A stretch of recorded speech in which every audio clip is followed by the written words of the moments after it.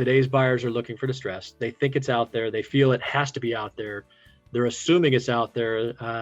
So unless you have a good property with a good story, they're already coming in with a discount in mind. And sellers aren't there yet. Will they get there? I don't know. But I think one thing to also consider as a seller, that there's a lot of money out there pursuing opportunities. So it shouldn't get down to a distress level where it becomes too uncomfortable to sell.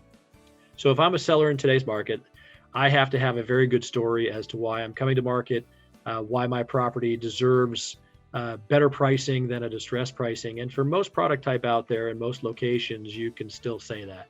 For industrial, for certain. For multifamily, for certain. We've been pursuing multifamily and coming in second, third, and fourth with some ridiculous pricing, and the underwriting is very difficult to get your hands around to a decent yield. I've seen negative IRRs, which doesn't make any sense whatsoever. So if you're multifamily or you're industrial right now, you don't have to worry too much about the buyer. There's a lot of buyers out there and you should be able to get good pricing. If you're looking at office and retail, that's where the headline risk is right now, and that's where there's some assumption of reduction in pricing, unless you've got something that's one, internet proof, COVID proof, and daily essential is part of what's in place as far as your tenant base. So to me, preparing your property for market is making sure that you have, if the buyers out there are looking for distress, you don't necessarily, this is not a buyer that wants you to get your building to 100% leased and selling it at maximum value. They want to take that risk on themselves and pay for that risk. So to me, it's one where if you have a property that is going to require some work to it, there are buyers out there. You either decide you're going to do it yourself or let somebody else take that on, and they'll look for a value reduction in tow with that. So I think it's one where you need to shore up any holes you may have. That's solidify your rent.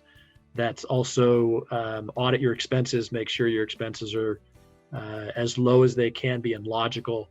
And then make sure your leases are stable, so that you're selling a property where you are maximizing what you have in place today.